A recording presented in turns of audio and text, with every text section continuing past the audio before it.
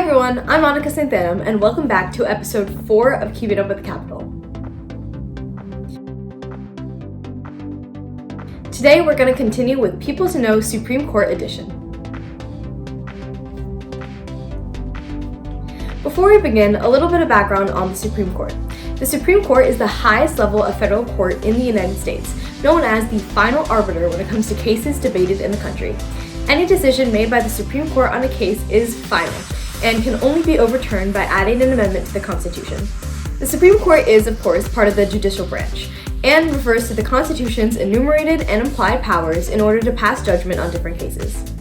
The Supreme Court is currently made up of 9 justices, including 1 Chief Justice.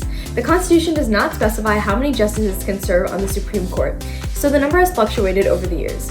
When the Supreme Court was first created by the Judiciary Act of 1789, there were 6 Supreme Court justices, but since 1869, there have been consistently 9 Supreme Court justices.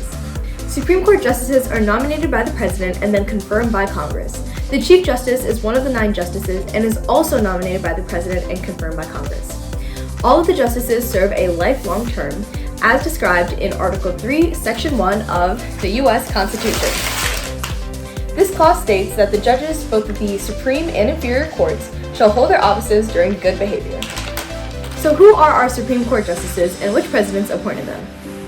Our Chief Justice is John G. Roberts Jr. He was nominated by President George W. Bush and assumed his role on September 29, 2005. Now let's go through our associate judges, starting from most to least seniority. Starting with Associate Judge Clarence Thomas, who was appointed by President H.W. Bush and assumed his position on October 23, 1991. Thomas was appointed to replace the retired Justice Thurgood Marshall, who was the nation's first African-American Supreme Court Justice. Next, Samuel A. Alito Jr., who was also appointed by President George W. Bush and assumed his position on January 31, 2006. Alito replaced retiring Justice Sandra Day O'Connor, who was the first woman to serve on the Supreme Court. Then we have Sonia Sotomayor, who was nominated by President Obama to the Supreme Court on May 26, 2009, and took her seat on August 8, 2009. She replaced retiring Judge David Souter. Next, Elena Kagan was nominated by President Obama on May 10, 2010, and took her position that year on August 7.